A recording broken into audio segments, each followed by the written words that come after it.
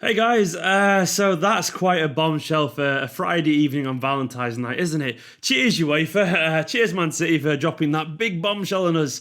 Though it's not technically City who dropped it. Yeah, City have been banned from the Champions League and fined like 30 million quid for the next 2 seasons. That is a big, big bit of news. Thank you for OneFootball for sending that news to me. I was on the way to my sister's 40th birthday as that came through. Thank you for OneFootball. Go download it in the link description below. It's a really good app with loads of breaking news. It's where you'll find news about City's fight against the Champions League and UEFA and all that kind of stuff over the coming months. Go and download it in the link in the description below. It's free. Right, how do we unpick this? So much going on. Absolutely so much going on. I'll be honest, I'm very surprised. I think we're all surprised. Who expected that tonight of all nights at all, to be honest? And City have been very, very, very defiant. Now, this is City's club statement. Manchester City is disappointed but not surprised by today's announcement by the UEFA Adjudicatory Chamber. The club has always anticipated the ultimate need to seek out an independent body and process to an independent body and process to impartially consider the comprehensive body of irrefutable evidence in support of his decision. And this is the key bit here. In December 2018, the UEFA chief investigator publicly previewed the outcome and sanction he intended to give Man City before any investigation had even begun. Basically, City are absolutely livid about this. They basically feel that the UEFA had made their mind up a long, long time ago before the investigation had even started, and City are not really happy. And they intend to go to the CES, which is the Court of Arbitration for Sport, and appeal this by basically people they think will be fair. City have come out fighting and swinging for this. Now, my initial reaction is one of amusement. If I'm being totally honest, I was like, what? I mean, I'm not one to kick, shout and scream on this channel, as you all know if you watch this. I tend to think it's millionaires arguing millionaires, so I'm not going to let it personally affect me. But what I will say is, of course, I'll be disappointed for the players more than anything, particularly because if this does happen, we all know how much the Champions League means to the likes of Sergio Aguero. We know how much it means to David Silva, for example. I know he'd be gone by this point, but his previous words on the Champions League show exactly how much the players care about these competitions. He said if City had won the Champions League last season, he probably would have retired there and then, which just shows how much they value this competition. And it'd be a huge shame if all of a sudden some of our players who are just so good at the moment don't get a chance to kind of go for it for the next couple of years. Someone like Kevin De Bruyne at his very best, not going for it, or Aguero in his last season. That would be a massive, massive, massive blow, and I'd be devastated for those individuals. And of course, there is the chance that it might affect squad stability. Of course, there is a chance that it might affect some future signings. I don't think it'll affect everyone, of course, because I think most will still welcome to Manchester City because, you know, we're one of the best teams in the country and all that kind of stuff. And I think they'll still see the bigger picture, but it will potentially maybe go through the minds of some players. Imagine if we went for someone like Koulibaly, we don't think we will go for, but he's a slightly more senior player. You might think, well, do you know what? I can't be bothered going there because I won't have the Champions League for a couple of years. Maybe it'll put doubt in some players' mind. Imagine if we wanted someone like Mbappe, for example. I don't think we'll get him. I don't think we're in for him. But someone like him, they wouldn't want to be out of the Champions League. So it is a blow in that sense. Do I think it'll lead to a mass exodus? No, of course it don't. I don't think it'll lead to a mass exodus at all. I think largely the players will stay and there'll be a sense of togetherness, and maybe they'll be incensed as well by the verdict. But it isn't a good thing at all. I think City will look to really appeal for this and really try and get it totally and utterly overturned. I don't think even a 1-year ban is good for us at all, because I still think it's hugely damaging. You know, 1-year ban is like 150 minimum probably that we've lost, 150 million minimum.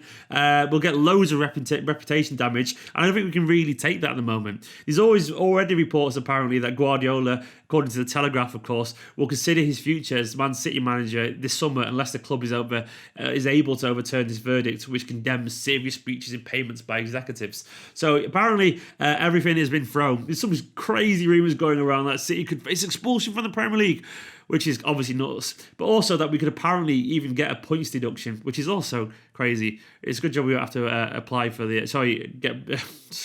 I'm so tired. It's a good job that we won't have to be in the top 4, isn't it? Because we'll be out of it anyway. It's nonsense.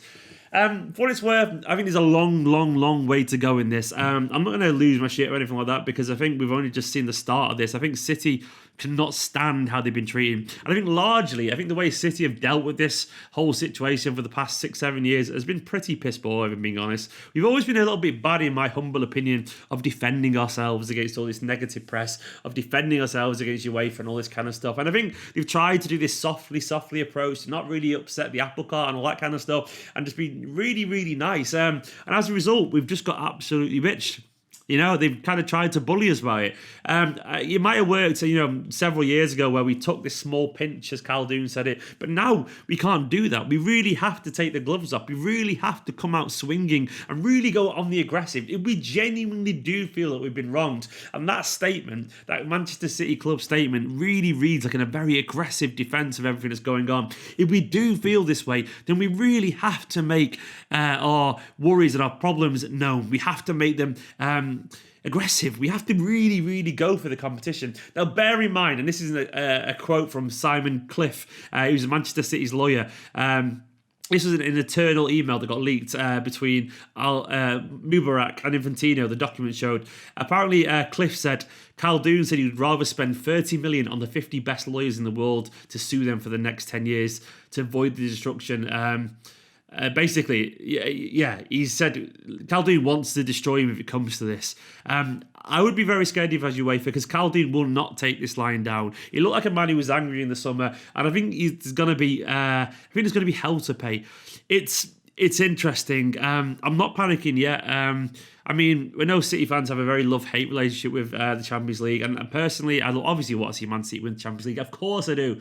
But it wouldn't be the worst thing for me in terms of personally, I could get over it and move on. But for the players in the club, it would obviously be damaging. And given I love Manchester City, that would be a bad thing for me too. So I want this to be overturned, because I don't think 1 year is good enough. I think we will get some form of reduction. I don't know what it'll be. Most likely, it'll probably get fully overturned, and we'll probably spend more than ever this summer coming. But I think the time for niceness is now over. City really have to be aggressive. We really have to be on the front foot and go for them, because as it is, I don't think City are perfect. I'm not naive. I don't think City are this kind of shining, holy beacon of positivity or sincerity. I think all football is a little bit corrupt. I think this millionaires change rules. But I also think UEFA are dodgy. And I also think UEFA had it out for Manchester City from the very start. And I think UEFA were bragging a little bit about a year and a half ago to some other clubs that they'll punish Man City even before due diligence had taken place. And that shows that they really had man made up, which shows they are a bit dodgy, of course. So yeah, fight fire with fire. Go for them. Don't panic yet. It would be weird if it happens, but don't panic. All I can think of, though, is how much it's going to be fun when we face Madrid. Imagine the boos. Oh, God. Imagine the ferocity. Imagine the intensity of those games. Imagine what would happen if we won it this season. Imagine not being able to defend it. Oh, there's a can of worms opening, and it could be absolutely huge. It could be a volcano of worms opening. So much to take in. I'm sure this will rumble on and on and on. As it is, though, it's Valentine's Day, so I'm going to go be a good boyfriend. But that's my take. I'm not going to panic. I think this is the very first step of a long story. I know people will say, by the way, that we have appealed to CAS before, but last time we appealed to them, they said the investigation hasn't been confirmed yet, so they can't get involved. So now we can go back to them. Now a decision has been made. So it's going to go on and on and on. Sit back and enjoy the ride in a bit.